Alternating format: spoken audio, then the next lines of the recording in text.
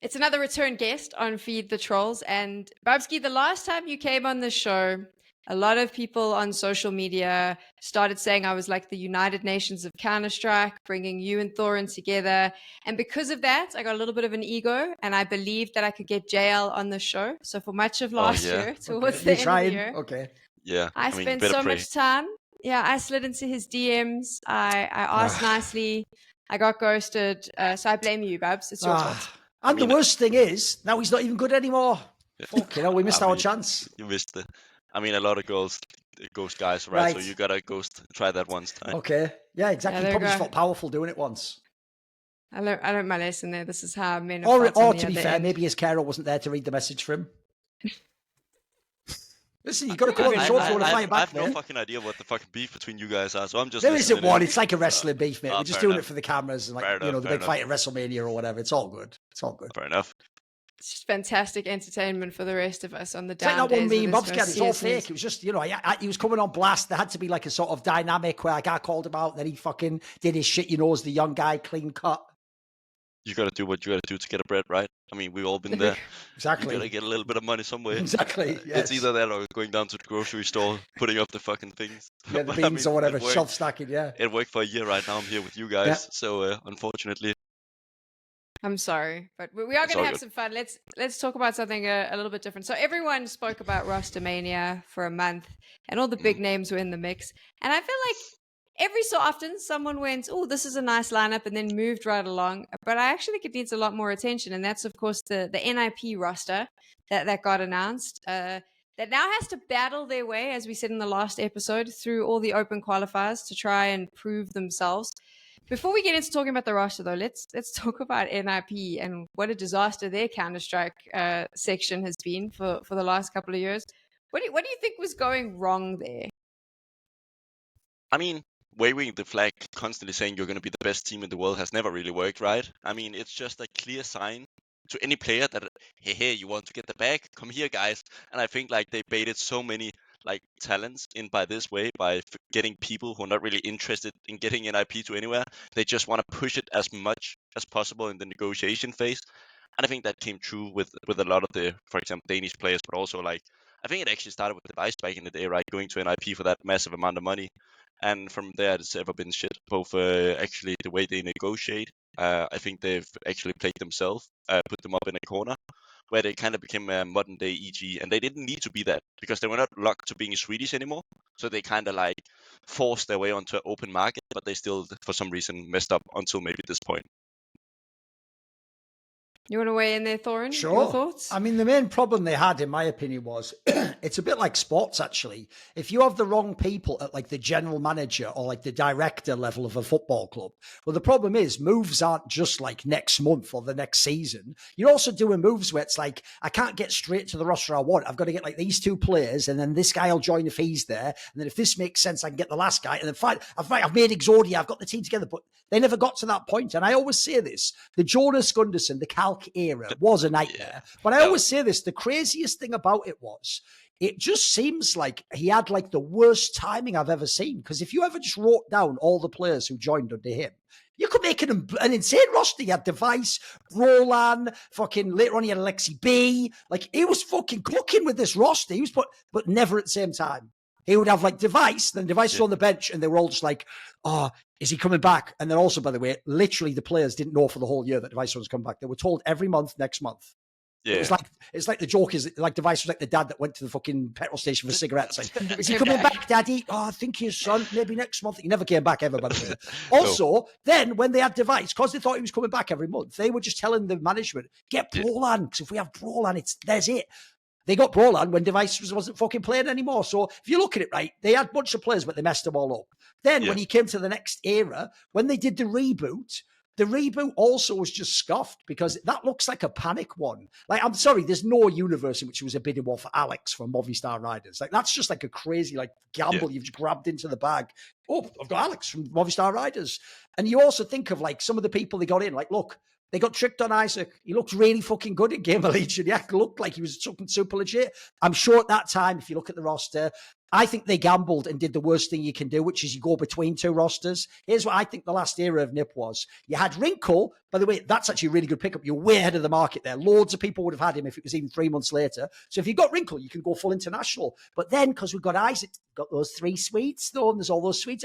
I think they were waiting to see, like, which way do we go? Do we, like, pivot back to being Swedish? Do we go with the Wrinkle roster? And they've just waited too long. They just wasted all last year. And by the way, you didn't help yourself with that stupid interview comment. Like, we will be competitive in 2020. I think you said that early in 2024, bro. Yeah. Like, what? Again, like, listen, I know if you're a threat, you are thinking, like I say, like a general manager years ahead, but like, people watch the game for the next match, boys. So to summarize it all, luckily, I do think the reboot now is pretty legit. That's what we're going to get into. But I think, like I said, I don't even think these are all bad players, but the timing's so fucking off. Also, by the way, not only did you give away Brolin, did you let Device go back without even playing? You know that little guy, Alexi B, sort of turned out to be pretty good, didn't he? Yeah. The thing with the Alex, though, is like it's so hard for outside viewers to know if that IGL is just a fraud or if he's actually doing good, right? Because at some point, Movistar was like, oh, that's the best Spanish team that's ever been in Counter-Strike. And all of a sudden, we just find out, well, it was just some players carrying them all. Basically. Right? Yeah, exactly. So, and that kind of becomes an issue for GMs because they just get on these talks with like Alex and then like probably he says like, yeah, so how do you approach the IGL? And then they probably just have like, yeah, I like to do this as IGL. He's the guy, right? Like he's gonna fix us, and that's the kind of issue, right? In football or whatever other sports, it's so much more apparent who's the tactical leader on the map because he will like fucking move his arms to like, hey, everybody go over there. Like you don't know if Alex was literally just calling anything. As long as public perception that he is the IGL and they have decent T sides, he's all of a sudden a genius. And that's the issue with like all these new talents as IGLs. There's way too many who get way too much praise. Maybe they just have fucking insane 4 Russian players, and then you're like, wow, this guy's such a genius. And then you get on a real roster with like limited firepower, and then it's just like, well, I can't call default anymore because my guys are not going to kill 3 guys every time. So that's just where it ends sometimes, and that's where NiP failed the most, and failing to see that in LXB that he was so much more than that. In terms of the roster that we saw from them last year, Bubzkji, would you call it a bit of a like stopgap roster? To me, it felt like they kind of threw some players in there and said, you know what, we'll just ride this out till the end of the season and rebuild come 2025? I actually, in the start of the year, thought, okay, maybe it could be good because Config is finally put in a position where he has to actually just do stuff because nobody else was going to do that. Hetrick was scared as shit playing on that roster. As a tag, it's just going to be, playing those anchor roles, trying to not die. And then you had Rez, who kind of went into like a sort of dynamic role of just becoming everything all of a sudden. So it was like, okay, maybe Config can carry the ship, but like Config was like, he's just not it anymore. Sadly, not really able to compete at tier 1. Also, both mentally, it looks like he's off. And I think he's the type of player that forces you to play a certain way because you cannot do those like really advanced defaults where you kind of like have to play off each other. He will just be like that one trick kind of guy who'll do one thing really good, and that kind of limits the potential of an IGL. And I don't think Alex was early enough to realize that. And I think the organization just spent the whole year trying to figure that out. Fair point. So let's now go into the rebuild. We have a new roster. There is two pieces. They keep the coach, and then they also keep Wrinkle, who Thorin mentioned earlier. So let's start with Wrinkle, because I got to see him a bit last year. I really liked what I saw. A little bit of like lack of experience, in my opinion, which set him back a bit. But I thought for the most part, like there's some great potential there. Yeah, he's basically just a one-on-one of like Ultimate when he came into the scene. Like everybody thought, oh, he's the guy, man. He's gonna be the next big thing, right? And people saying, oh, he's definitely the future star of NiP. I think he has the potential, and he's gonna be one of the players that you actually want to play with because you want to see, okay, where can he take this? But I do feel like he's kind of taking it a notch down after that first period. In the start, I feel like, okay, if Wrinkle has a good game, they might advance here. But right now, I feel like he's not really succeeding on top of what he already had. And that becomes a little bit of an issue. But I do think he's the most interesting player on this roster still, by far. The thing is, the parallel to Ultimate's a good one because the first month of Ultimate, what's going on? But that's because people hadn't gone, let me get the microscope out and fucking look at this guy. What's going on here? All right, that's what you do. Counter him here. He pushes up here. Grenades here. 2 people double peek him. And you saw his game just jump off a cliff for like 3 events in a row and suddenly he just couldn't frag anyone. Right? Wrinkle, when he first came along, was also tearing up that blast. If you remember, he's beating FaZe like single-handedly, etc. So you look mechanically, clearly he's fucking got it, mate. Also, he does actually look. He never got the memo that he's a rising talent. He thinks he is like fucking Monazzi or simple, like the third one in the fucking lineage or something. He's crazy. So I like that. But one thing I think these AWPers are also learning is, bro, you weren't playing Counter-Strike when you were playing Tier 2 online CS. That's where you play a different opponent every day. And some of it's just online CS. You sat there with the Coca-Cola and the comfortable chair. Hey, another AWP shot. When you go to LAN and you actually face like the best coaches in the world, some of these guys are like Pep Guardiola, they're tactical geniuses. They pick you apart. I even saw the fucking mouse coach for real, only on one map, stop fucking Donk. He actually had him like isolated and fucking told off in positions and nuke. They couldn't get in anywhere. So this guy, I do think, faced that way. He was supposed to be like the 1v9 player, but there are very few of those in the world. A lot of people think they could do that, but you actually get dropped in them on his shoes. It's fucking hard, mate. That's why people like Wonderful don't even try and play that style. It's too hard. So I think the talent's there, but this is why I'm so excited for this team. When I see a play like that, so it's like the hands are there, no experience, maybe doesn't know how the game's played on the Metro Tier 1, obvious angle. Give me a fucking tactical in-game leader. Give me someone with experience who wants a star. So I think that's the marriage. It's the Snappi wrinkle marriage that I'm excited for. I also think, if I'm not mistaken, last fall groups last year when we got to see Wrinkle, Xizt actually mentioned that he had also never been in an English-speaking team. He could speak English, obviously, but it had always that they never had to sit there and deal with that. That also like adds a little bit to it, I suppose, because you're now in LAN, you kind of on LAN, you've got all of that pressure, and you are not yet thinking in English, even though someone's calling, which is something that Snappi's brought up a few times with the Portuguese pickups, and we'll get into. But seeing as you brought him up, let's talk about Snappi. He was my favorite IGL when he was in Ents. I have huge respect for him. What, because the little baby face, little rosy cheeks, just a lovely guy. Hey, I'm Marco. Hey, I'm just a great guy. Yeah. You see, it was like that. And he's then way he broke spicier than my that behind heart. scenes, by the way. But yeah, he's good on camera. He's good on camera. I give you it. But he broke my heart because then he went to Falcons and he was terrible, and he always looked like he was going to cry. So let's get into that though for Snappi, because it was like, for me, one of the biggest downfalls of going from Ents, where you'd taken this like roster that no one expected much from and were doing amazing things, and then you just crashed and burned when you moved to the Saudi org. So what happened with Falcons? Why couldn't he make it work? Anyone want to weigh in on that? I mean, I don't think he had the personality for it. I think he was used to wrestling like 20 kilo kids, and then like all of a sudden you meet like the biggest stars in the world, and they're just going to give you a lot for every time you have an opinion. And I just don't think he's meant for that kind of thing. He's not going to be challenging everybody to the same way, and I feel like he lost maybe his concept in trying to please everybody. I think he's a better IGL when he just says my way or no way. And I think some IGLs work well under that, especially newer ones. They feel like, oh yeah, we have to get everybody's input. We have to try and make everybody happy. Where the old school, where Snappi came from, I feel like he just works the best out of his old concept. And I think he failed to deliver that. Also, I could imagine having matches and everybody by your side constantly saying, oh, Marco went back in the day in Vitality. I had Saiwu who did this. Can we do this? And I'm like, bro, but I don't have Saiwu. Yeah, but can we try anyway? And I think that just kept going on for the entirety of the year. And then again, they waved the flag. Same thing as NiP does.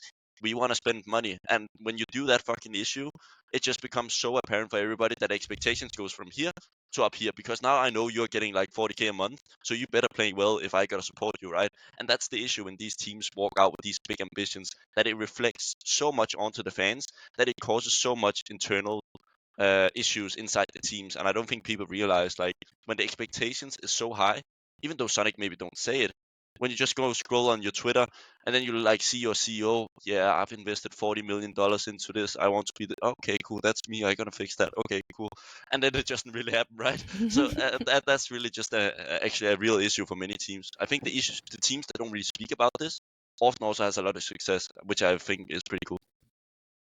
I'll give you a contrast people aren't ready for, which is, if you remember when Henry G made that Cloud9, the Colossus to match the Call Juggernaut, right? Yeah. One of the main problems was, one, it had exactly the same scrutiny because people knew price tag, got the fucking 40K, and everyone was on giant contracts because they revealed the amounts, etc. And the worst thing is, it also got the same kind of like people preying on their downfall. That's because people thought you're saying you made the best team in the world. The problem there was, first of all, you didn't get all the players you wanted. Secondly, you never had stars. Both of them had exactly the same issue, and this is mad underrated.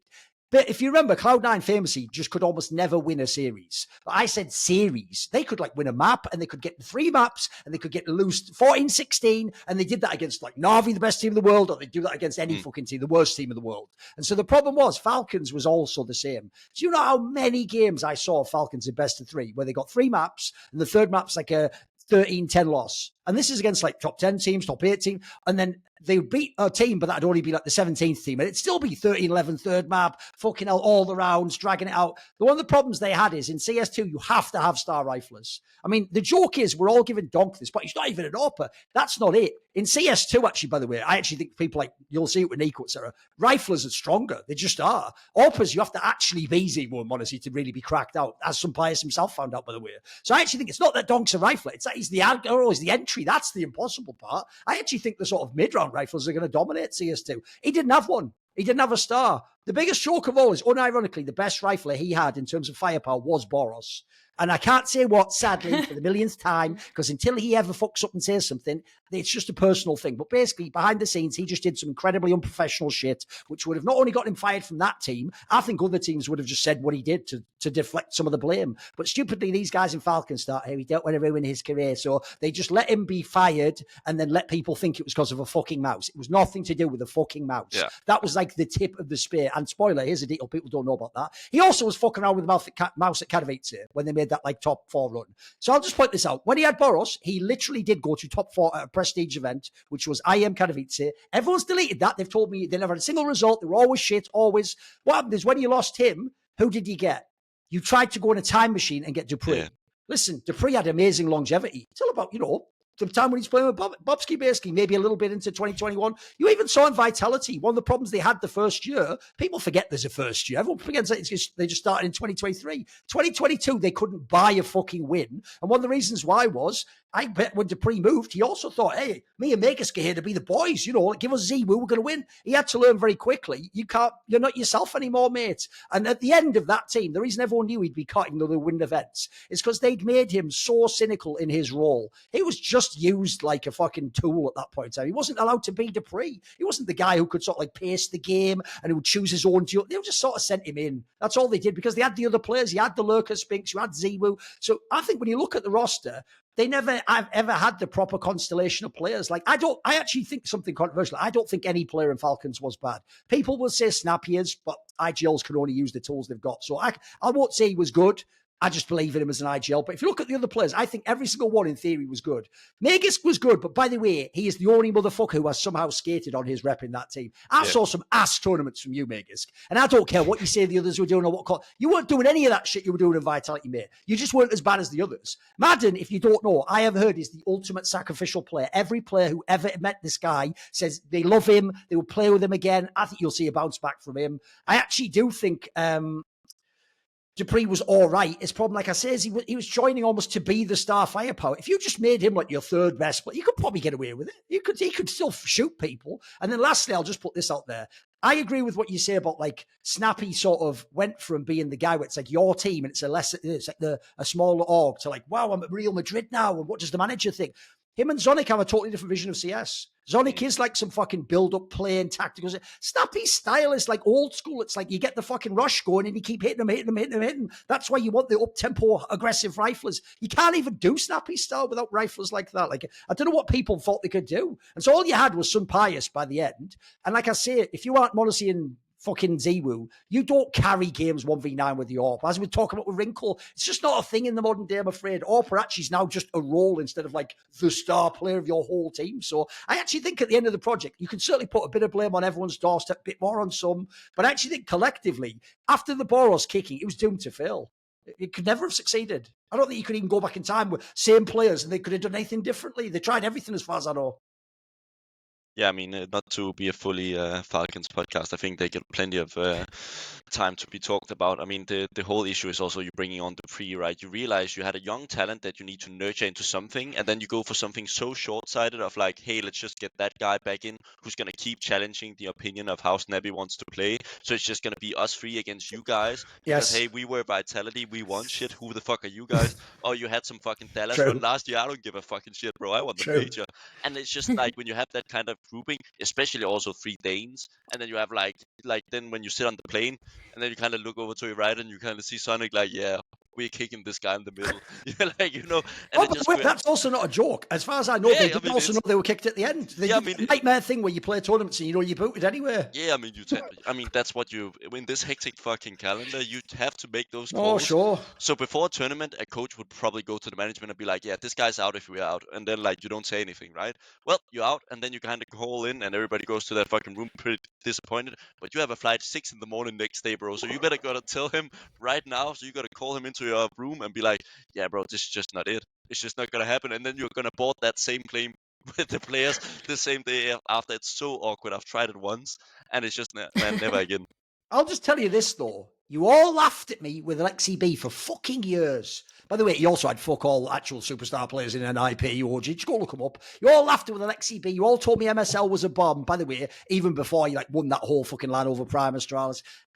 When I pick an IGL to truly go for, I'm not actually just their best friend, I'm not the fucking secret agent or something where they've got me on payroll to do PR. If I pick someone, it's because one, I've actually watched them fucking call, and you can tell by inference who's actually calling well in a game and the different pieces that are coming out. And then secondly, I actually have talked to Snappi quite a lot over the years, and I can tell you he has a super legit mind for the game. So I even though this is one of the reasons why I don't think people are hyped for this roster, because they're like, yeah, freaking Snappi. It's like, I'll double down. I'll say he'll actually come back and be really good. He'll be like a top 10 IGL at a minimum. Yeah, I mean, I think he's one of the better pieces. Sorry, go ahead, Sam. I was just going to say, though, do you also think I think everyone's quite unfair because this is it's the worst kept secret. I think you mentioned it on the show as well, that he went to Falcons Snappi under the pretense that he was going to be able to pick his own pieces and build a team. And one of them was Nico. He was promised Nico. Yeah. Everybody gets told this when they join the roster. Hey, you're going to get whoever you want to play with, buddy. But it's just not going to happen if that keeps going on, right?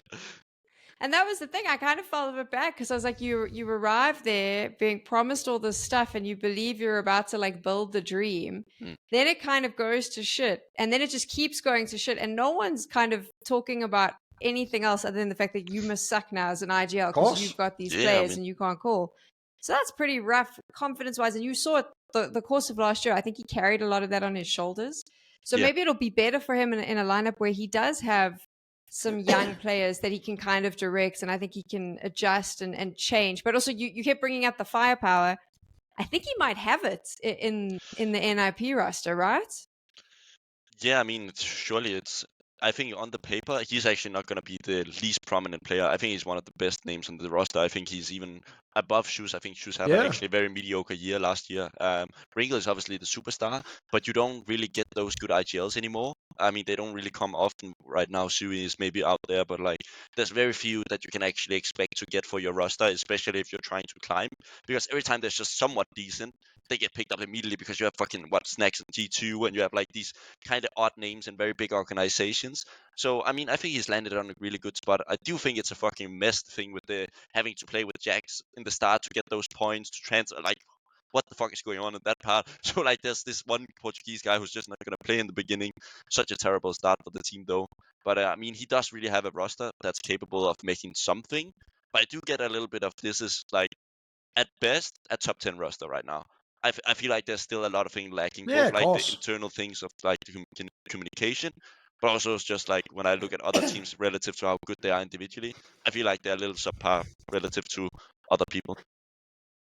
Can you break down the JACKZ thing for me, though? Because I still am struggling to understand this, because this is an opportunity. They've got to put JACKZ in the lineup in order to get wild card invites, right? Yes. Is that how it works? Yeah, it's some... God, this Valve thing confuses the because he played with Vitality last year, right, and did the blast run at the World Finals or whatever. So that was just a way to get into the tournaments, And then he will leave after 10 games, and then I think it's ewjerks who will come back again, and I'm not sure what's going on, man. It's just such a stupid thing, because now NiP is grinding out there, and in the start you really want to build momentum and get a good start and wait to play those type of games, but all of a sudden, it's arrozdoce who's not playing, and there's just no future in JACKZ, right? It's literally just shortest term possibility. You want to just get over with it, and I feel like that's just a little unfortunate for them in the beginning, but I mean, that's the result of all having too much power. You can't give it back to the players. This is where chapter 1,875 of why everyone on Reddit is a fucking noob who just reacts to stuff and doesn't even watch the games or even look at the scoreboard.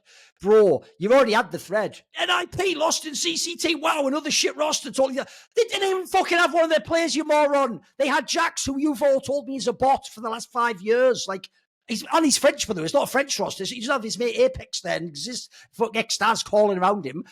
He's literally not a real player in the team. He also is just doing whatever they tell him to do. And he is not either of those two players he could have replaced. So that's why I don't even get it. This lineup hasn't begun yet. We haven't actually seen this roster yet. Or it's all still potential on paper. And you add this in as well. What fucking alien background? So 2 Danish players, a Ukrainian player, and 2 Polish players. Like, this is like a fucking Netflix show or something like that. Who's casting this? Is outrageous. Like, there's no connection or shared cultural CS history. There's nothing there. So you build it from scratch. So I still think the pieces are good. And also, I always say this about this roster. Here's the genius of this roster. Actually, some of the trickiest roles are the players you're keeping. They're the big names. So you've got the young star Orpa. Hey, that's great. Wrinkle. You've got Shush, veteran support player at this point in time, will do whatever you say, mega for the team chemistry aspect. You've got Snappi as an IGL. Then you've got these 2, like, promising Portuguese players. I think ewjerks is way better, by the way. For me, he was clearly the best player on Saw. The arrozdoce AI is just all right, whatever. By the way, if those 2 don't work out, they're the easiest to fucking pull out and put 2 more people in. All I need is 2, like, fragging riflers. That's the thing in Europe that we're just making on a conveyor belt. They're coming out all day long. It's IGLs and Orpas you can't bloody get. So, and I do think Shush actually, in terms of like veterancy, how many players out there are playing his role? So I think even if the first season doesn't work, you can pivot fairly simple. Like, this doesn't have to be like you try. If it doesn't work, you wipe the deck, you start with 5 new. No, this could be a long-term project. I'll even throw in there, people underrate this because sadly, they always, for some bizarre reason, forget this. But when Xizt was there in Heroic, he was the coach, you know. It wasn't only Cadian who did everything, but people talk like it was just Cadian. You'd think Cadian was like the fucking GM, the IGL, and the fucking Orpa of that team. Like, Xizt was there for all that success. So I think Xizt is someone who, look, I won't say he's one of the best coaches in the world, but I think he's shown a baseline that can work with a bunch of different teams. So, no, I find the pieces exciting. And with Bubzkji, I wouldn't like say they're going to come out the gate and like make a deep foot run or something. It's more just like I could see something developing here if the right players start to get into their groove. Yeah, and especially also for everybody else. I mean, obviously nothing lasts forever for this roster, especially, right? So they do have to change at one point whenever they don't really exceed their results, right? But then all of a sudden you have players that you actually want to play with, right? Let's say if Xizt can just get into somewhat level and Wrinkle still keeps on developing, then you are kind of like, as a new prospect, you are kind of like, let me join this roster. The only reason, by the way, Team Spirit was so good last year, or like managed to become that stage, is because they refused to sell Dunk. If you don't keep Dunk in that roster, they are like not winning that major. They're not winning Katowice so easily. And it's just that one thing that changes so much. I know it's an extreme example because he's delivering on such a high level, but it just means anything, right? It's the same thing with the Vitality. Like, Vitality are massively struggling, even though they potentially got one of the best rifles in the world. And one of the main reasons he probably left is not because Vitality would give him like 10 times the amount of salary, but he probably believed, hey, me and Saiwu, we could probably win a major or 2. And you really don't have that luxury in many teams, which I think is the issue for some of these teams, is that they need to just find that one talent that can make other people get in and bait them, both on a salary thing, because they can lower the salary of everybody else if they just pay this guy a good amount to stay, and then also the factor of like, hey, I want to join because this guy is fucking amazing. The Portuguese duo, let's talk about them. Obviously, Saw does this incredible run end of last year. Everyone is hyping them up. And then all of a sudden, out of the blue, they're just dropping players. It seems like there was so much drama in that lineup. And none of us really got insight into what was happening. Barry was very good at not saying a word, their coach. But and then he got fired too. Yeah, then he got fired. No one wanted to say anything. Yeah. I was so confused. And then obviously the whole Saw thing just fell apart. I mean, but were you surprised when that... Thorin, you weren't, because I think you were one of the few that were going, nah, it's a miracle run, it doesn't happen again. But for everyone else who still believes in dreams, I was pretty surprised, Bubzkji, that it fell apart as quickly as it did after Cologne. I mean, it happens quite often with these small organizations. Back in Tricked, right, is that the team outgrows the organization. That, like, when the team goes to like investors and be like, hey guys, I have this amazing roster, I have like data of like 1 month. I'm on this list. Can you invest a lot of money? And they're like, yeah, we need to see this for a little bit more time before we put our money in. And then all of a sudden, your team is worth like 10 times more what the organization is able to give, and that just causes massive like issues internally, because there's this guy who can like, hey, I got an offer from G2, I can get 100k, I can get 20k over there, but I'm getting like $5k here. Like, somebody help me, man. And it's just that thing that keeps on going on. And then maybe results is like mediocre. You don't really have the same grind mentality, because even if I get to fucking top 5 in the world, I'm just still gonna get a dog shit salary here at Resort. So it just causes a lot of issues. And I've yet to see this work where like an organization was able to keep a successful roster for a very long time, because they just outscale the organization itself. I think Ends faced the kind of the same issues, right? Last year with the not being able to keep. I mean, it's also Falcons you're up against, so good luck. But I mean, it just happens so often that like teams just don't really stick around because you don't have the money for it, and that's just the issue with having these wonderful stories coming through sometimes. I mean, Spirit works, right? Because they have fucking shitload of money from whatever Dota 2 or whatever they are. But if you are just a new organization in 1 game or 2 games, it's just not gonna happen, bro. Do you think that the Portuguese players, though, because they've only ever played on Portuguese lineups, if I'm not mistaken, and they can speak English, but I mean, it's still always difficult. We've seen it. Everyone used this actually as an excuse for Cadian when he went to Liquid, funny enough, is that it's a lot different when they said, oh, now he has to call in English and it's hard. Well, I can confirm he absolutely could not communicate with them, but I don't think it was English. I think it was more of an attitude problem on that one. So, no, I mean, is that going to be an issue in modern day Counter-Strike? Is this just a non-discussion anymore? I mean, some teams have like massive communication issues, but still shoot their way out of issues, right? Like, for example, G2 at their prime. I'm not saying that like they were fucking amazing communicators. They probably just, hey guys, they're beat. Oh, free dead. Let's go. Good, next round. Good job, guys. I mean, some teams need to rely a lot on especially for example in Denmark, we've relied on a lot of like teamwork and making shit work together and not having the best individuals, but like trying to make everybody deliver 20%. Where on some international rosters, it's just built more of like, hey, if you're good enough, I don't need you to communicate it as good as other players. But if that falls through, then you're just gonna become a dog shit team, right? If you're not able to stand your ground in certain games, then it's just gonna be a mess, because you're not gonna be playing on any other cylinders than actually just pew pew, as Thorin said back in the days. Let me just refresh your memories a second. I'll take you back in time to 2022, right? It was a tournament.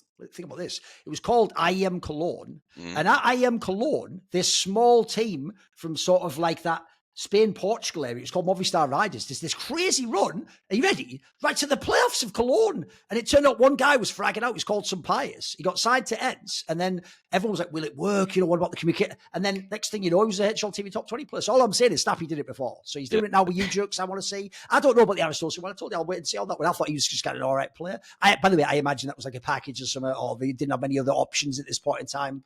Or if you don't know, they weren't going for a call like the other team. So they weren't having to get like 3 of one team. They just picked up who was available. So I don't know. Let's see. I believe in Snappi. I believe, mate. I know Nerds was like a subject for so many teams in this transfer window. I think he could like almost pick wherever he wanted to go, and I think NiP were maybe just a tad below. Because if they could have gotten a guy like Nerds or something, sure, they would have been in a really, really good place. But I mean, breaking the bank for a guy like him to not come for the results, but only for the money so early in his career, probably wouldn't be the move either, right? And that's where they failed before, trying to bring in these big A names and then making people think, oh, if we get Config, then we are surely going to get a lot of good players in here. And it's just a shit show. Also, I mean, NiP's not attractive right now because of this whole Valve ranking system, right? We had Thread on the show the last episode, and they have to grind. And I suppose for a lot of players, maybe even like a Nerds, that's not, you're looking at that going, oh, I'm going to miss out on a lot of the big events at the start of the year. It's going to be damn hard to even try to get into the major. We may miss that. And from what I heard in that previous episode, Threat, they've kind of exist, and the players that they now have accepted that they've probably got a lot of a bit of a struggle ahead. But it is going to be difficult to get a big name to come in if you're not sitting in a position where you're getting invites to all the big tournaments. Yeah, but sometimes it can actually be nice to have this hard reset where you actually get time to build up to the bigger tournaments, because often we just see like big names being dropped into some random roster, and then all of a sudden the pressure is on from minute 1, right? Now they actually get a chance to build over like 4, 5, 6 months. I mean, if this fails, let's say they are really good at they qualify for Cologne, right? They better start grinding to get there, because it's not looking like they're making it right now. But if they get to that point, then you should already expect at Cologne, okay, NiP is going to be firing on all cylinders from the get-go, because you can't have that like, oh yeah, we need a little bit more time. Now, you need to deliver the first time you're attending a tier 1 tournament, or else it's just not going to work out. Because if you're keeping to play a lot of qualifiers, a lot of random ass tournaments to just get some points to go to the good stuff, and then every time you're at the good stuff, you're not delivering, then it's just not going to be profitable for an organization of NiP who has like massive sponsor deals of like, hey, we need to be at these tournaments to like make this budget happen. But yeah, that's their problem, and I think they actually have a somewhat decent chance of going there. Thorin, how long do you think NiP is willing to let them grind it out? Do you Well, think you that know there's what? a timeline inside? Yeah, I was No, just saying, do you think if that you look there's at the a set org, timeline? this is the only org that never understood a timeline. They, as far as I can tell, they never fucking kicked everyone. It's like they come back and the guy's just fucking dead. Oh, I forgot to even give him bread and water. Shit, it's just a skeleton. Sorry, sweep that out the back door. Like, get someone else in. Like, this is the org that sat for over 1 year waiting for Device to come back. Over 1 year. Yeah. Then they had Brolan, literally, while he was still peaking, by the way. They had Brolan, who was an actual star player. We're going to set like quarters of majors and just chilled with that. Like, nah, just chill and wait for the ARPA. Just let Tag do it. Like, this is an org that never had a fucking timer on their org, as far as I can tell. They never had the heat. And in fact, a key thing for me is, back in the day, it's because the Jonas Gunnarsson guy just had complete control, did what he wanted. I have been told, they claim they saw on camera, as he said in that last episode, that Threat and Xizt have all the control over this team. So this isn't like management decides it or reads a Reddit thread. So in theory, I believe these guys are the sort of people, if you don't know, they're both fucking in-game leaders. If you're an in-game leader, only the really, really cynical ones get a player in and kick him out 3 months later. You signed him for a reason. You're going to find a way to make him work and bed him in. And, you know, like Bubzkji said, if anything, by the way, that can also be the blessing. Think how many built from scratch super teams get dropped to the first event and fail. And then, like, it's like, oh, fuck the team, like Team Liquid, Falcons, loads of these squads have done that. So I actually think you look at this squad, like, I think they will give most of these players a chance. And also, I said it earlier, I just don't believe like arrozdoce and ewjerks, for example, get like 30k a month and have like a fucking intake. They probably have a mad cynical contract where it's like, it's all right for now for them, by the way, better than Saw, because the gap between the clubs is fucking ridiculous. But I'll bet that's one that's like easy to sort of wriggle your way out of if you're an IP and get someone else in. Yeah, and again, right, I think you said you waited a year for Device, right, and you paid whatever salary or whatever fucking happened behind the scenes, right? That as a player you wait for, and you kind of like build your whole roster around these two guys. You'll just, okay, wait, you tell me I have to pay these 4 guys 4k, 5k a month for them to be on the bench. Oh, fuck it, just go, right? Get that other guy. Yeah. And I think that's the balance for these organizations, right? Is that they can do it with some players, but they can't do it with everybody. If they have too many, it's also ridiculous. If you look last year, how long time fucking Config was benched for, and how long he almost people was didn't like, know he was still in the org. Yeah, bro, crazy. like I can look just on this fucking website. He was all the way from April to like just 225. He was just chilling there, boy. And Xizt almost the same thing. Like, yeah. I've tried that thing. It's good a couple of months, but you kind of need to go further at some point. Yeah. The irony is, it's actually NiP that became the Danish retirement home. Yes, who knew? it is. Yeah. And by the way, just to touch on one thing earlier, think about this, Sam. You get promised the world in Falcons because you've just done so much great work in Ents. By the way, when you go there, you say, can I bring the whole squad with nerds? And it's sort of like, yeah, everyone except nerds. Like, sorry, what? Nerds? And then later on, by the way, you're thinking, can I get nerds in, by the way? It's not going that great in Heroic. Spoiler, that's why I speculate that you can't join if you're Israeli. I know you can't, but I speculate. I don't want to go to court or whatever else happens. But basically, you couldn't ever get nerds. You also wanted him the whole time. This is the biggest bomber of all. When you agreed to join, it's true. The story from Nell is true. Nico was almost like physically about to put the pen on the paper. And actually, wait a minute, what am I doing? There's no blast spot. And then he did just fuck off last minute. By the way, if you want to know a sick detail, when he came back to G2, they were like, the fuck are you doing here? And he was like, can I just rejoin and do the contract and that? And they were sort of like, we had other plans. That's why we kicked JKS, but yeah, like, lucky Nico. So yeah, fuck it, come on back in. And all I'll tell you is, by the way, that wasn't fucking, not everyone loved that inside G2. I'll tell you that much. So the worst part of all is this.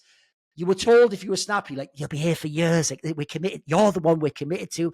You're the one I love, really, baby. You just believe in me and it'll all work out. And then at the end of the year, when it's all gone to shit, you go, good news and bad news, Snappi. Nico's coming. Bad news, you won't be here. It's just you were leaving. What? I waited the whole time for that. And then you don't even get Nico, so brilliant. Yeah, that is the craziest bait and switch I've seen in years. Now, I will say, my joke would be, at the same time, his heart might be broken, but at least his back was broken, picking those fucking money bags out of that Brinks truck to put in a Scrooge McDuck vault. Look, I'll give you that. He did get some fucking money. He got some skrill, I'll tell you that much. Yeah, everybody got that. So, I mean, I don't feel sad for any of the players. Like, objectively, exactly. I mean, they They took had the that choice chance. themselves, right? You said it was a little sad for Snappi to not get all the results, bro. He got probably like 2 to 3 times increase in his salary, and also Yeah. the one guy I maybe feel a little bad for is that I think Magisk was the first guy to go there, Yes. and he felt like, okay, this organization has the world in their hands, right? We can get whoever we want. So I just signed first, and then I just lay at my vacation in Dubai or somewhere, wherever you go, and you wait for the players to be announced, and then you kind of get a call all the time. Yeah, we got the first one. Who's coming? Boris is staying. And then you realize, like, you really fucking fucked up. And Yeah. I think that's the issue, right? That Sonic kind of debated probably Magisk into this. And I'm not saying that it's like sad for Magisk or anything, but he's the one used to so much more. Like whatever Snappi won a little bit with ends, right? But like this is a fucking major winner going into a dog shit roster that I can't even compete. That is fucking demotivating at best. Demotivating. It's we keep bringing up Falcons, but there's like a really nice similarity here as well, which it didn't work out very well for Zonic, because at the beginning of last year, he took full responsibility for this lineup that he's chosen. And then at the end of the year, suddenly he was like, oh, well, this wasn't the lineup that I wanted. So let's just erase that and start again. There's a sort of similar story around Xizt, and I feel quite bad bringing this up. Threat came on our show to talk about Valve rankings, and now I'm just using everything he said on that show in another episode to talk about his That's how you team. do it. But yeah, he said that the this rebuild that they did with NiP was Xizt's baby. They basically said to him, right, who do you want? And he was saying, these are the players I want. This is what I want it to look like. They were like, you are going to have to grind it out through all of these sort of online cups and things. And he was like, that's what I want to do. We know what's ahead of us. That's a hell of a lot of pressure to put on a coach, though, Thorin, especially when you are representing an org that, like Bubzkji said, has a bit more money behind it than many of the other online cup merchants that are playing. Yeah, but if you are an IP, it's been so bad the last few years that at this point in time, like, what are you going to do except trust, threat, and Xizt? Like, spoiler, no one else inside that org knows what the fuck's going on. So at this point, like, you basically have to. It has to work out. They have to just be so smart that they pick the right players. And that's also where I don't worry about the public fanfare and what they fucking think. I think if you look at this roster, it's like a shrewdly put together roster. Like I say, if you need to do the pivot, you can. It's nothing heartbreaking. And there's a world where, like, maybe even all these players could work out. It's not absurd. Like, I actually think it's not a bad blend of players, considering, like, put it this way, here's the obvious angle. Even though the heroic lineup sort of like got some fraggers in and they've had some all right results at Katowice, I think the heroic lineup's way more of a fucking gamble because they had to get that last minute and look at it. Like, what even is that? If I told you that roster wasn't with someone like Saw, you'd be like, is this like the fucking roster of, like, I don't know, Monty or something? Some like no-name. Yeah, who the fuck's this team? You wouldn't think it was heroic. Who, by the way, we're almost in the semis of last major. So I think NiP it's only the fact that they don't have the VRS angle to get into the tournaments. If they could actually go to lands now, this would be like a cheeky team I'd be taking for an upset or something. Yeah, but it's so hard to promise those people above you that, hey, we don't want to attend these tournaments by doing short-term solutions. Therefore, you have to trust me that I'm the guy to help you get back. And that's so hard. Like, you can make your fancy-ass PowerPoint presentations like, this is where we are, this is where we go. Like, and if the guy just doesn't feel you, maybe that Calc guy, yeah, he would just say, yeah, I can get that guy over there. He's at least proven that he can play at somewhat level, right? And that just becomes an issue, is that there's so much short-sighted actions, and for once NiP actually do, okay, fuck all these guys, fuck their brand, fuck anything, fuck the followers. I just want a team that can somewhat deliver on a consistent basis, because the old NiP roster did sometimes have like 1 or 2 good results where you're like, okay, they can play Counter-Strike, then they would go online and lose to like Aurora Academy 16-0, and then you thought like, okay, this is definitely gonna be it. So now they've actually went with the approach, we need to build a base of like how we approach Counter-Strike as a whole with Snappi behind it. And then what can we build from that? Because there's been nothing to build on before that. Yes. It's just been fucking random pieces like getting in. Oh, we see 2 players on Academy. Or you have 1.05 rating in the Academy League. I need you. You're definitely going to be tier 1 material. One guy shits the bed when he plays on stage. I can't remember who it was. Then they get like a missed him in. Maxter probably. Yeah, Maxter. I think he was like really nervous the first couple of games. And then the head trick like all of a sudden leaves and he becomes like a superstar at fucking B8. Like it was just a fucking shit show. Nobody realized what any potential of the players they had was supposed to be used for. But maybe they realize now, because now they've actually got something that reminds success. By the way, you nailed another thing there. They are in the exact same position that Falcons is. I'll give you another example. Back before they started winning with Huxley, the reason why G2 was in such a panic is when you haven't won for ages. Now, look, these are obviously different scales of team. Yeah. When you haven't won for ages, the fan doesn't get, it's like fucking Manchester United. The fan doesn't care that this guy just came in tomorrow.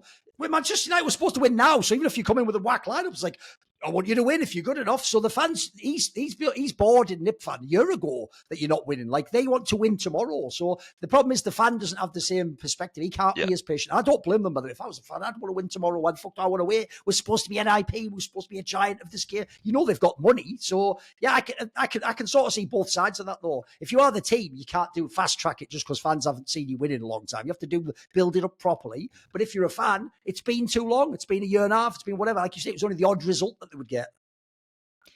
Let's just go into what we're going to see in the server now with NiP, because obviously it looks really good on paper, but I do think that there are some clashes. And I think Snappi's even spoken about this in an interview where he said, like, specifically on the CT side, they're going to have to move stuff around.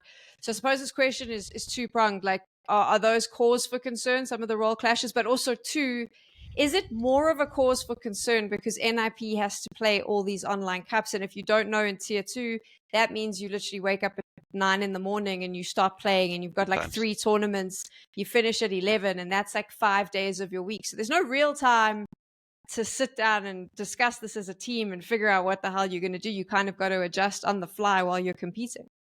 Yeah, I mean, all those 5-star hotels and 1 BO3 a day, that's out of the window when you play those online cups. I remember having 120 maps in like 3 months at some point. It's so crazy.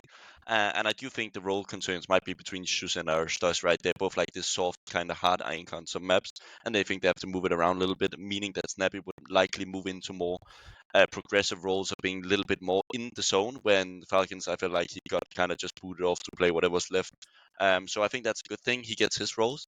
But I do think I need to see, for some reason, I do think Heroic, I'm not sure how the transfer went down, right? But I think internally, Heroic was okay letting Xizt go. I don't think, like, he did well last year, but he didn't do what you expected of him, right? Like, I felt like Tessus was actually the superstar in that duo last year, and he also got resulted by actually going to Falcons with the rest of the guys. And I think Xizt got kind of stuck last year with not really progressing. The team actually had decent results at some point, and I don't really feel like he was the driver behind it. He had some really bad maps last year. But he's that guy who's just never going to complain, which is so fucking unfortunate, like so good to have inside a team. Like if Snappi just says, oh yeah, I want the deagle in this round, you're just going to buy nades, he's just going to be, okay, I'll buy him. Like I think that was the Isaac thing. The thing with Isaac though, is just he sucked too much ass, like killing people, he wasn't good enough. And I think Xizt just has a little bit of more level to that. Yeah, that's the solution to the problem you're pointing out, Sam. It's a good and a bad angle. The good news, if you are those players with the conflict, is Xizt will give up whatever. He'll do whatever you want in the game. It reminds me of Messi on Vitality. They just do whatever you say. Even personality-wise, they're like that. They're not the guy who's demanding. But the bad news is that means if you are one of those players, you better perform when you get those spots, though. If you get a better spot that you want, it's time for you to perform then, because Xizt probably isn't the one getting fired, mate. I suppose that's where you need someone like Snappi, like you said, like he sort of calls and sets stuff up to his way, and he's kind of the commander in chief there. He is going to be pretty demanding about where his players go and what needs to be done. That kind of works in a situation where maybe you have a player that is passive personality wise, I suppose, Bubzkji. Yeah, kinda. And I also think he's been used to actually having one super proactive player in the form of maybe like both. I would say Spinks was super proactive, but he was so set up to be those lurking roles. I think Nerds and Spinks is kind of like a different type, but they were very much the same in like wanting to take over games. Spinks just wanted to do it really passively, where Nerds was like, fine, you flash me through that smoke, I'll go. He doesn't really have that in this lineup. I mean, it will maybe be ewjerks. I just don't see him having the same potential that Nerds showed so early. ewjerks is not a new name, by the way. He's been here for like 2 years, right? Yeah. So it's like consistently getting a little bit better, but Nerds, he just came in and like, and then you kind of realize, okay, this is a generational talent. I just don't see that with ewjerks. And can Snappi make his system work without that? I'm not sure yet. I think that's where he needs to prove himself, right? He needs to make one of these 3 riflers, probably not Xizt, to a superstar on the T side. And I'm just not sure who it's going to be. I assume it's going to be ewjerks. It's also a lot riding on the fact that they need to get onto land, right? Because this is another thing about those online cups. I mean, Threat mentioned it last week as well, Thorin, is that you are going to end up losing to like some random team of whatever. Like that's just how it's going to work. And Reddit's going to make the threads about you and laugh at you. But with the amount of games you're playing, that's kind of how it goes. We'll only see, I mean, this is my opinion, but I just wanted to find out if you agree with me. We're only going to see the potential of this lineup and what they can actually do when we put them on LAN and we get to see them in one of those tournaments versus what we're seeing now in like these weird CCT cups. It's not that teams who are good are worse online. It's that everyone else is way better. And everyone who's on an online grinding team plays 1 billion maps a month. So they're all like at the peak of their powers. So the big problem I have is people just, this is where fans just do what I call like whiplash reactions. They just one day it's more and then it's like, well, it's the opposite. So I'll give you an example. When they made the brand new End squad and picked up all these players from academies, what are you doing? None of these are famous players. Go to a LAN, beat Mongols and Heroic back to back on LAN, including in a BO5. Oh my God, Clave's a genius and fucking NKJ knew what he was doing. This team will be really good. Then they go on to CCT during the fucking major, banged out by Spirit Academy team. They suck. The team's shit. They can't even beat them. How could they ever go to a LAN? So fans, on that sense, there's the thing. They like to literally have their cake and eat it. They like to go, all online teams I don't know are shit. Then if one of those teams makes it through the RMR, hey, give them a chance. Maybe that's the next hot new shit and they're really good. And all these old pro teams have to learn from the young up and coming teams online and tier 2. It's like, bro, you're giving mixed messages here. You're just changing up based on the results. So I think the problem is almost everyone who is a good team has a hard time online. Unless, by the way, you really cynically just recruit the players who are shit hot online. You can do that too. But then the problem with that is when you get to the LAN, will you actually be good? So it is a bit of a no man's land. But the thing for me is this is why if Snappi gets his system in and Wrinkle is really good, you could win a lot of games with that, especially online. Yeah, it's also this thing about like online play, not only like the amount of games, but some players feel like they're better than online games. You know, Right. they're gonna go in with the mentality before the game. Oh, like fuck, I have to sit now. I have a dinner reservation in 1 hour. Let's go, guys. Like, you know, well, on land that's completely unacceptable to have any sort of different plan, right? Where you have like, okay, at night we meet for breakfast and blah blah blah blah. And online it's just completely like some teams just do. Well, we'll do the video 1 hour before, and then you can just do whatever the fuck you want. And that's kind of like the mentality that like those who've tried a lot in the form of maybe Snappi and Xizt, they'll get very used to that early, but I think Saul will realize very quickly, like, okay, this is just regular business as usual. LAN and online means equally much for us because we know that we need to play those online games to actually get to the LANs, where the other guys have been kind of used to just like getting invitations. So that's also really important that Snappi and Xizt maintain that mentality that they've had on LAN for those online games, because there will be a fucking shitload of it before NiP gets to anywhere where it's going to be funny, and it's already not looking too good. I'll give you some copium. You could argue, since Falcons used to go to all the LANs, even the ESL challenges, and then have all these heartbreaking losses, beaten to seemingly every. Tell you what, it might be nice to win some games. Might be nice to actually start winning some fucking matches and have games where it looks good. That'll win some. Cue some Face It with 5 together and just try out this shit. And then show that was, I mean. It doesn't look great now, though. That's my concern. It but doesn't look. It's with no, wait a minute. What was all that about? You love to dream and all that. I'm the one who's like, I could see the future. Because the thing is, here's the thing. You have to pick the right players to double down on. You'll be doubling down on, like I say, on fucking like people who were in like Apex and Into the Breach. It's like, you're not even giving yourself a chance there. That's like going for penny stocks and putting your entire life savings in there. Like, I mean, you can do that if you want. I'm trying to pick the one where the company makes sense. The CEO's got a forward-seeking vision, you know. This is a market with growth in it, etc. So, no, everyone's down. Here's the thing. Until you've built it, no one believes it can be done. Part of that was like sort of what I'm going to put in the forward to my biography, but it's all good. Do you know what stresses me out? Like, because of how insane it is with the rankings and getting points, if you want to get to the major, if you just want a shot at that, right? You're stuck in this position where you don't have a lot of time if you're NiP. You're very, very limited. They're going to have to grind. They've got JACKZ now. It doesn't look good. But the problem is that I don't think that they have time to prep with the other player. They don't have time to sit back and figure out a game plan. That's what worries me is, cool, you're playing with JACKZ, and then when JACKZ is gone, we go right back to the beginning and you have to start again to build it up, and then suddenly the major's there and you haven't qualified, and that's a huge problem. What I hope they're doing, I don't have insights on this one, I could actually probably figure out relatively quickly, is that I hope they don't practice with JACKZ. like they just play with their regular 5, and whenever there's like they just queue up for as many like Valve approved tournaments so they can get those 10 games out of the way, and then just call JACKZ 5 minutes before, like, we need you, buddy, and then he's gonna drop in the game and like do Yes. I'm not sure what he's gonna do. He's just gonna do something, right? And that's the issue. If people on HLTV or whoever like forums is gonna be like, oh, I can see JACKZ, he's like +5 in this game, he's not the problem, like, why are they not winning? Bro, because every single fucking step of their playbook is not working with this guy. If they do it properly, I really do hope they do that other method of like playing with arrozdoce and just make him feel comfortable and do the long-term vision instead of like doubling down on these random CCT tournaments.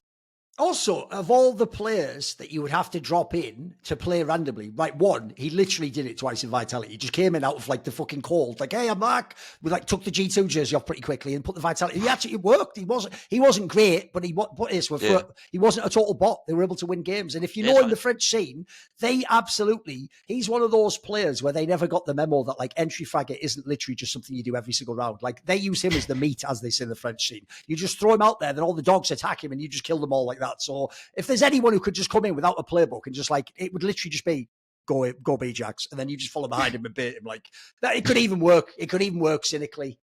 Yeah, he's like a mercenary you can hire for your team for like a short period, and he'll do his job. And apparently he has really good vibes as well while he's doing it. We all know that's great. The Nexa vibes, yeah, all the rest, aren't they? It's all about the vibes. You know what's weird about that angle? I'll tell you what gives you brilliant fucking vibes. Winning games and all working out. Like, that naturally creates vibes. Mad, isn't it? I know. I find that if your team is winning, the problems in the team are far less. Everyone is much happier at the end of the day. But is this the dream? Like, is this the story that is this NiP lineup the one that Valve was hoping for when they came up with this ranking system? It's these five players. They push their way through the online qualifiers. They end up in the top 10. Do you think that this lineup has the potential to do that? I mean, I think it's pretty obvious that Valve gave a big fuck finger to all the organizations trying to like go against them and be like, hey, we will do our own thing. I don't think actually they're trying to hurt organizers that much. I mean, they did a free up the calendar, right, to make everybody feel like they have space. But the thing they fucked is the teams, because the teams kind of got the negotiation power with that spots, because like, oh, you can't go there, buddy, because we have the spots. But now all of a sudden it's like the opposite way, and the teams will come to like, so what the original Astralis roster did, right, they would get a ridiculous amount of offers from every single organization in the world, because they're like, hey, we can get you into majors straight away, we can get you there and there, and you can get an entire team. And it's so unique that you have 5 players starting the contract at the same time and ending. I hope they have different endings on the NiP, because if that team becomes like a superstar team, then you're just so fucked on a financial level, because they're going to be able to go to everywhere and be like, hey, can you give me this? I can get that. And then all of a sudden they didn't make Astralis profitable. They were struggling financially. So it's like a little bit of a balance. I do feel like this gives too much power to the players, because you're basically just giving them like the amount of money a major spot is worth nowadays. You're basically just having a couple of $millions to your name by having 2 good friends on a roster. By the way, I'll just again rewind and remind people, because if there's nothing else I will ever keep doing in my life, it's really annoyingly reminding you that you were wrong and I was right. So remember back at the last IM Cologne where that SOAR team made a run, and I even said, like, you know, they're not actually a good team. This is essentially like some Cinderella story. Yeah. They're going to wake up, the clock strikes 12, fucking carriage turns back into a pumpkin. Like, it's over.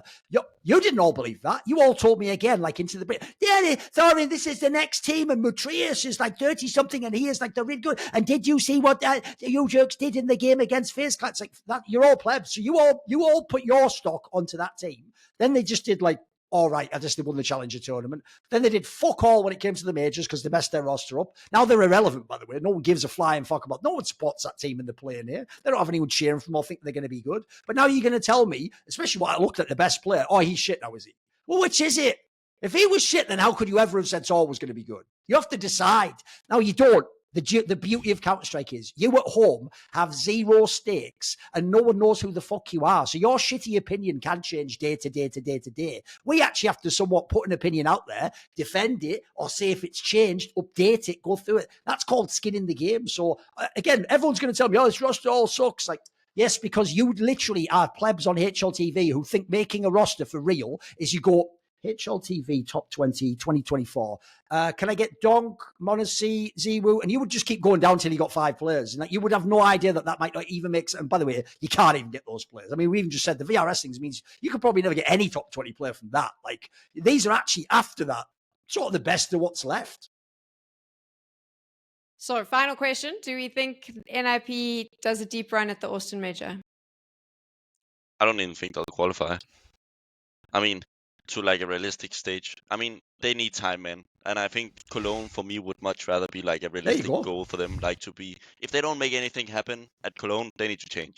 I mean, there's no point in sticking around for 6 months when you're just playing online games. Because you're getting so many games under your skin that you need to be able to do just somewhat at an important tournament.